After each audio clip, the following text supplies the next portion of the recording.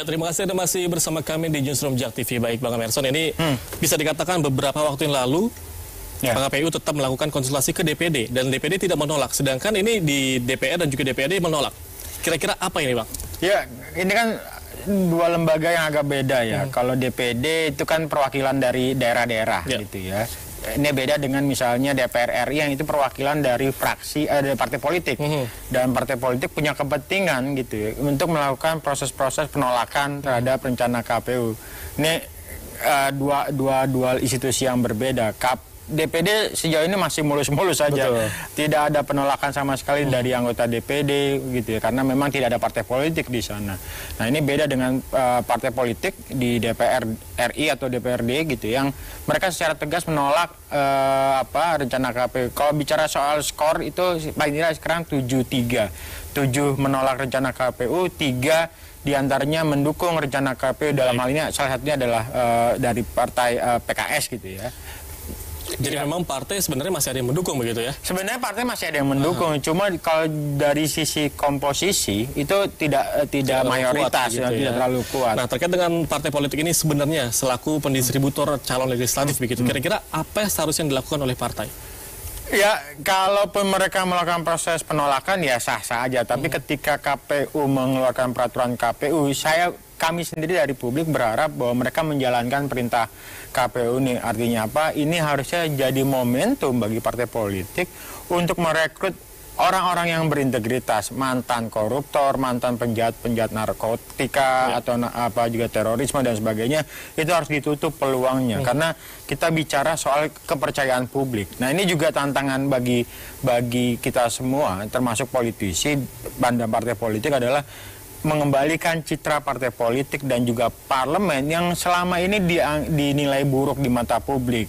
Nah, kalau publik sudah punya asumsi yang negatif terhadap partai politik, kemudian ditambah lagi dengan rencana yang ini KPU yang ditolak oleh sejumlah partai politik gitu. Ya ini artinya masyarakat betul publik jadi lebih apatis lagi. Ya udahlah agak susah berharap dari teman-teman di parlemen kalau mereka sendiri itu tidak punya konsen soal anti korupsi. Baik, Bang Emerson, ini pada Undang-Undang Pemilu nomor 240 kalau saya tidak salah pasal 240 ayat 1 ini mengatakan bahwa ekskoruptor memang telah melaksanakan masa hukumannya kurang lebih 5 tahun atau lebih ini dan juga menginformasikan kepada publik dia memang bersalah. Itu mereka diperbolehkan begitu.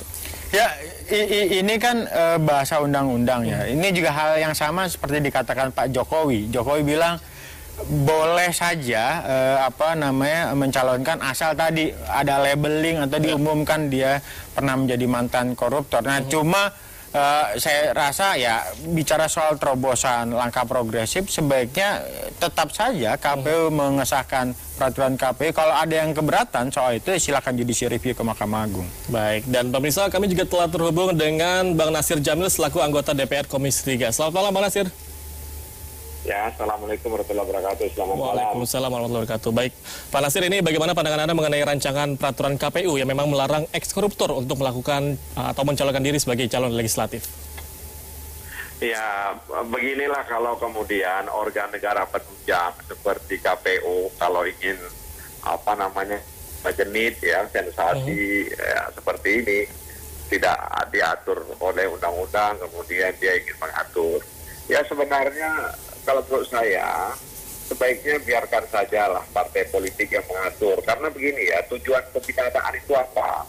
Tujuan pemidanaan kan agar orang itu bertobat, dia tidak melakukan lagi kejahatannya.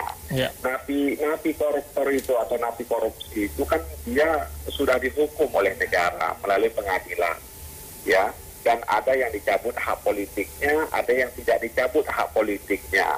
Jadi kalau kemudian kita sampai kita tekan habis gasnya sampai dia tidak boleh dicalonkan, itu kan di mana supremasi hak asasi manusianya? Di mana kemudian kita ingin menjunjung tinggi hak asasi manusia? Ya kan dia kan sudah dihukum oleh negara, sudah bebas ya, dan dia diharapkan berbuat baik dan dia kan ketika dia remisi dan sebagainya dia berkelakuan baik.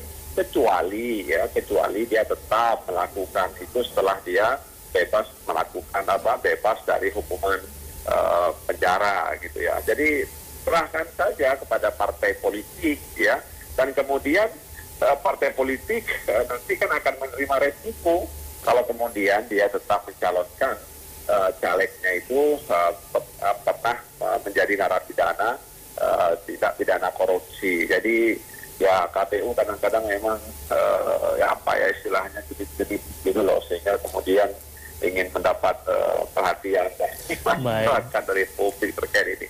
Ini bukan berarti lalu kemudian kita memposisikan, oh kalau kayak gini berarti setuju mendukung koruptor, kalau nggak kayak gini tidak mendukung koruptor, aja tidak bilang seperti itu. Baik, Bang Nasir. Hadap-hadapkan seperti itu menurut saya. Ya, lalu bagaimana Anda melihat pandangan masyarakat nantinya mengenai kok ini ternyata ibaratnya mantan narapidana koruptor ini mencalonkan lagi sebagai caleg? Di sinilah kita sebenarnya ingin menyeleksi masyarakat. Di sinilah kita ingin melihat kualitas demokrasi di tengah-tengah masyarakat. Mereka ini kalau mereka tetap ternyata memilih ya caleg yang pernah berkasus, pernah terpidana tipikor, nah berarti memang ada sesuatu yang salah dengan pendidikan politik kita. Ada yang tidak utuh. Kita kampanye anti korupsi, tapi masyarakat ternyata nggak sampai di pesan-pesan itu kepada masyarakat banyak. Nah, sehingga mereka masih tetap memilih ya caleg-caleg yang pernah terpidana tidak pidana korupsi. Ya, jadi menurut saya tidak juga lah kemudian kita mengatakan ya buat saja, lalu nanti kalau nggak setuju bawa ke Mahkamah Agung. Ya, posisi KPU itu kan dia penyelenggara ya, dia penyelenggara. Ya, dia memberikan pendidikan politik kepada masyarakat. Untuk apa dia kemudian cantumkan dalam peraturan KPU? Sebaiknya dia secara masif melakukan edukasi kepada masyarakat bahwa ya dia jelaskan aja kepada masyarakat ya bahwa ada caleg-caleg yang pernah berkasus terpidana kasus korupsi ya. Di partai ini, di partai ini, di partai ini. Tapi harus dikasih tahu bahwa dia sudah menjalani hukuman, gitu loh. Jangan di-labeling lagi, dia sudah ketika dia sudah menjalani hukuman sudah selesai semuanya. Atribut-atribut itu sudah nggak ada lagi, gitu loh. Ya, jadi jangan kemudian kita ini kan pandangan hukum kita ini pandangan hukum retributif, balas dendam. Baik. Ya, balas dendam sampai ke cucu-cucunya kita balas dendam. Nah, makanya ini kan terkait dengan pandangan hukum jadi soal ini. Jadi saya sebenarnya bukan jangan diposisikan wah ini berarti tidak pro memberantas korupsi, bukan. Ya, orang sudah dihukum, ya, sudah dipidana, dia sudah menjalani hukuman, ya kan dia dihukum secara sosial. Artinya masyarakat tahu bahwa dia dihukum dalam kasus korupsi, ya. Nah, tinggal sekarang masyarakat ya melek dengan hal-hal seperti itu.